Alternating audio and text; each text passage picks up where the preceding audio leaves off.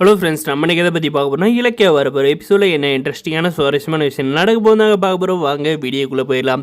நம்மளுடைய கார்த்திக் பார்த்திங்கன்னா குடிச்சிட்டு ரொம்பவுமே வந்து கலாட்டா பண்ணுறாங்க. அதுக்கப்புறம் பார்த்திங்கன்னா சமாதானப்படுத்தி வீட்டுக்கு கூப்பிட்டு போகலாம் அப்படின்னு நம்மளுடைய நம்மளுடைய இலக்கிய வந்து போகிறாங்க. அப்போ பார்த்திங்கன்னா அண்ணன் ஒரு 200 ரூபா இருந்தால் கொடுங்க, என்னுடைய கஷ்டத்தை வந்து மறக்கிறதுக்கு நான் வந்து குவார்டர் வாங்கி குடிக்கணும் அப்படின்ற மாதிரி சொன்னேன். நீங்கள் முதல்ல வண்டியில் ஏற அப்படின்னு சொல்லிட்டு வீட்டுக்கு வந்து கூப்பிட்டு போகிறாங்க. அங்கே பார்த்திங்கன்னா யாருக்கும் தெரியாது வந்து நம்மளுடைய கார்த்திகை வந்து ரூமில் வந்து தூங்க வச்சிடலாம். அவத்துக்கெல்லாம் வந்து தெரிஞ்சால் ரொம்பவே வந்து வருத்தப்படுவாங்க அப்படின்னு நம்ம இலக்கிய வந்து சொன்னது பார்த்திங்கன்னா சைலண்ட்டாக வந்து போகிறாங்க. அதுக்கப்புறம் பார்த்திங்கன்னா நம்ம ஜானி வந்து லைட்டை போட்டுறாங்க. போட்டப்பறம் பார்த்திங்கன்னா ஐயோ எல்லாம் போச்சு அப்படின்ட்டு வந்து நினைக்கிறாங்க. அதுக்காக நம்ம ஜானி அம்மா வந்து என்னாச்சு, நீங்கள் 2 பேர் தனியாக போனீங்க, கார்த்தி எப்படி உங்கள் கூட வந்தான் அப்படின்ற மாதிரி வந்து கேட்குறாங்க. அதுக்கு பார்த்திங்கன்னா நாங்கள் போயிட்டு இருந்தப்போ வந்து கார்த்தி வந்து அட்டை வந்து மயக்கம் போட்டு விழுந்துட்டு இருந்தான். இப்போ வந்து அவன் மயக்கத்தில் இருக்கான், அதனால தான் வந்து ஒரு கைத்தாங்களை வந்து கூப்பிட்டு வந்திருக்காங்க அப்படின்றாங்க.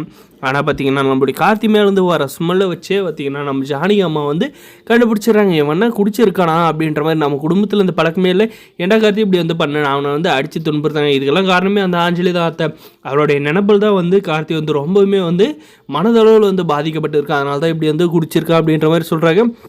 ஐயோ என் பிள்ளையோட வந்து வாழ்க்கையே வந்து போச்சு, இவன் இந்த மாதிரி இருக்கிற ஆளே இல்லை அப்படின்ற மாதிரி பார்த்திங்கன்னா நம்ம ஜானியம்மா வந்து புலம்பி ஆள்றாங்க.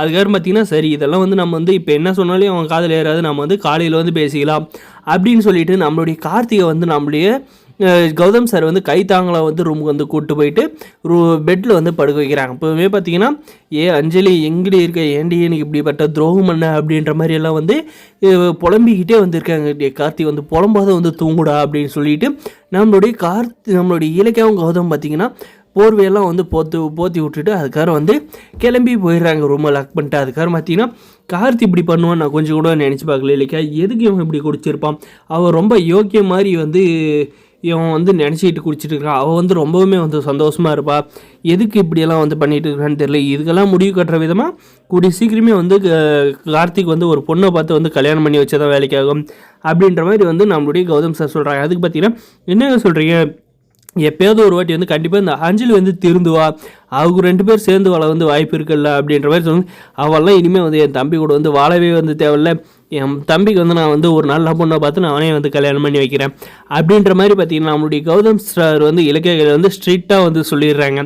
இதுக்கப்புறம் பார்த்திங்கன்னா அந்த அஞ்சலி வந்து சரி ரூமை விட்டு வெளியே போகலான்னு பார்த்தா இந்த அப்பா வந்து இப்படி வந்து அம்மா வந்து அழகாக வந்து கொளுத்தி விட்ற மாதிரி வந்து பிளான் பண்ணி சொதிப்பு விட்டார். இதுக்கு மேலே நம்ம இந்த ரூமை விட்டு வெளியே போகலாம், கண்டிப்பாக இந்த இலக்கிய வந்து கார்த்தியோட மனசெல்லாம் வந்து கலைச்சி கண்டிப்பாக வேறு கல்யாணம் வந்து பண்ணி வச்சிடணும் அப்படின்ற பயம் வந்து அவளுக்குள்ளே வந்து வந்துருச்சுங்க.